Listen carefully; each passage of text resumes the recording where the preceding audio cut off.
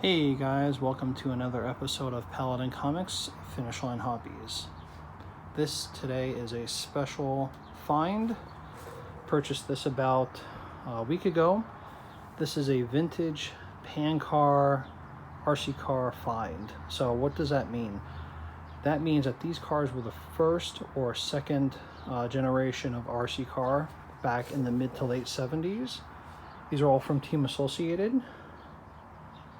And we're going to go through and I'll show you what each one is and the significance of what you're looking at. So like and subscribe to the page if you like what you're watching, and there'll be more content to come. So first off, these are what we call pan cars. So pan cars were introduced in the 60s. They were essentially a slot car with steering and a radio control system hooked up to them. And by radio control, I mean very simple radio control. So this is an old Futaba system. This is your steering and this is your throttle. Really, well, throttle's on the side actually, that side right there. So pretty simple. This is your on-off switch, of course. But these were very simple, very straightforward, mostly 72 megahertz. Like that old Futaba sticker, that is actually really cool. I think I've only seen that maybe once before. So, what do they do back then? They raced, they built, they raced just like today. Not really much different. Technology has changed dramatically. Look at that old NiCad battery. Ooh, that is crusty. Look at how big the Futaba receivers were back then. It's like a brick. See this car?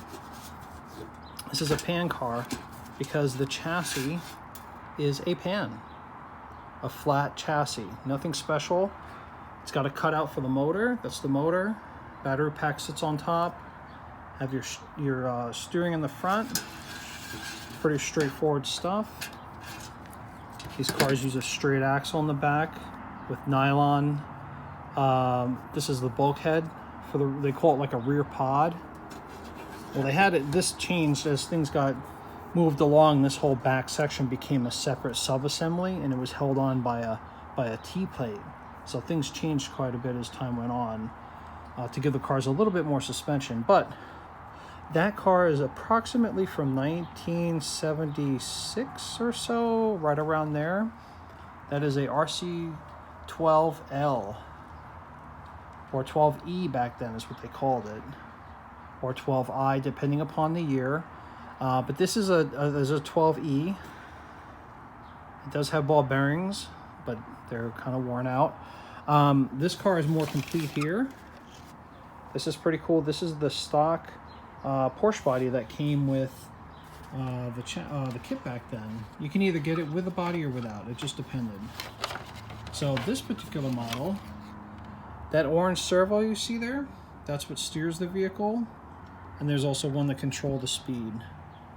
Those are made by a company called Novak, which no longer exists. Those servos are very, very rare.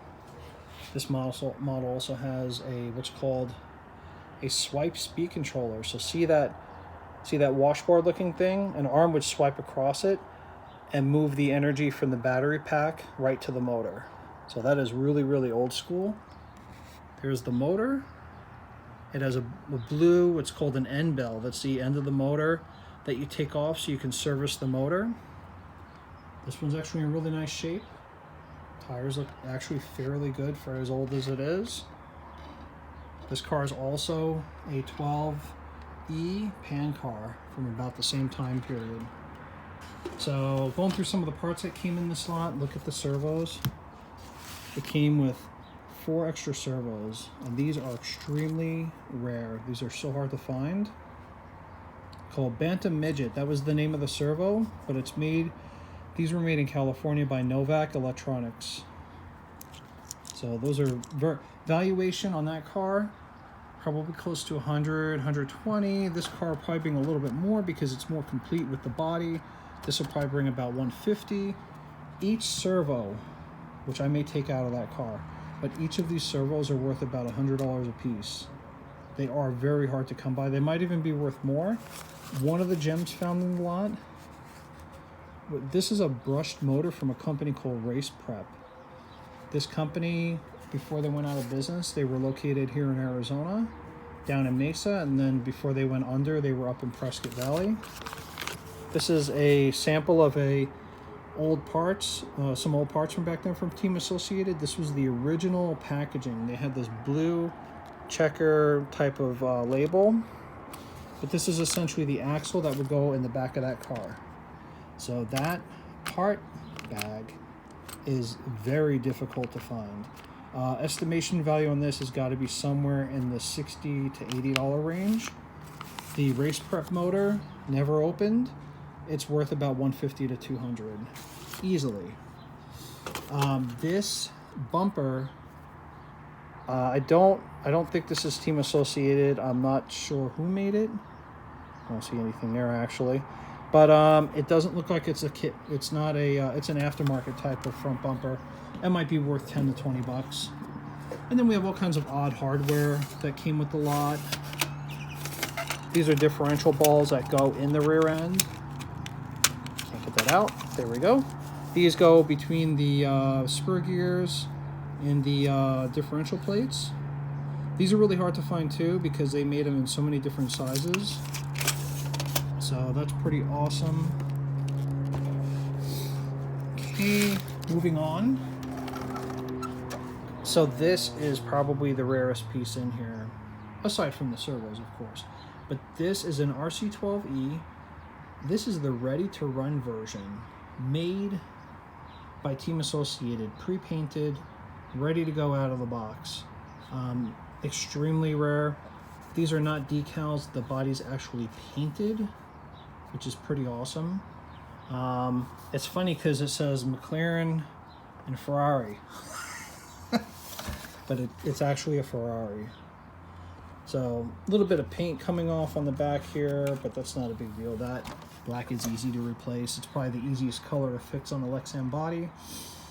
So this kit, there was one example of the unbuilt version of this that sold, mint, sold for $1,700. This is the ready-to-run, built by Team Associated in California in the mid to late 70s.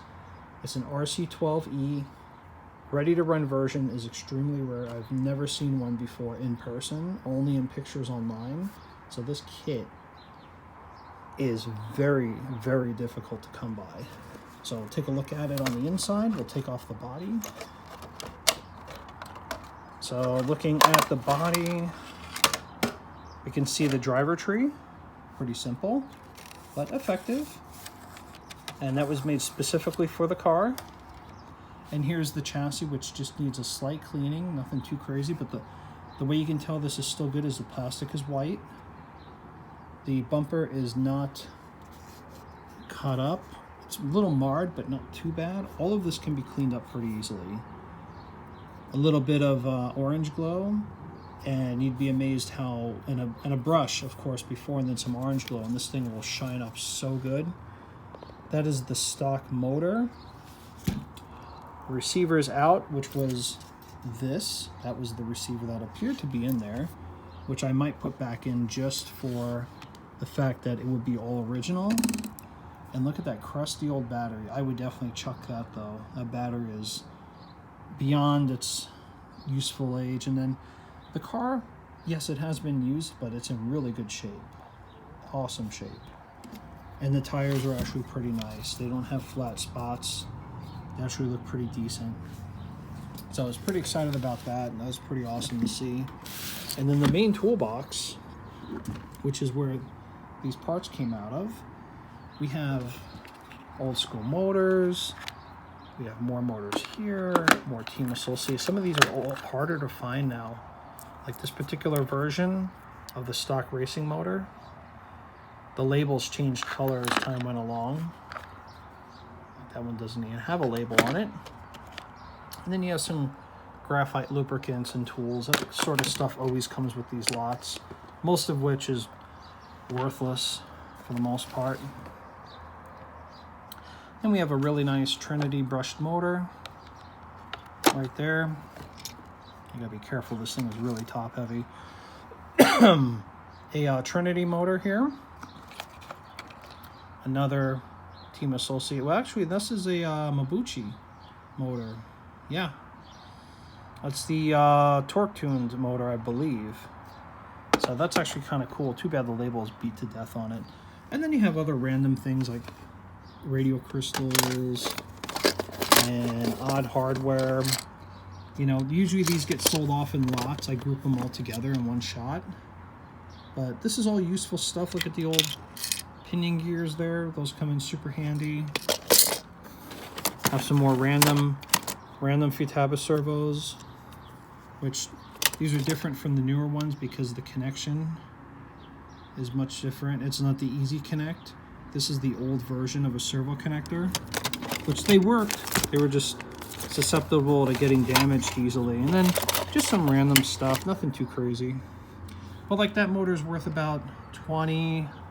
Each of these motors are worth about 20 to 30 typically. And I did actually pay $100 for the whole lot, so can't complain. But this will all be in our eBay store. There is a link to the eBay store in the description, so take a look. There's about 1,400 listings on there on average. And make sure you like and follow the page for future updates. Thanks for watching. Bye.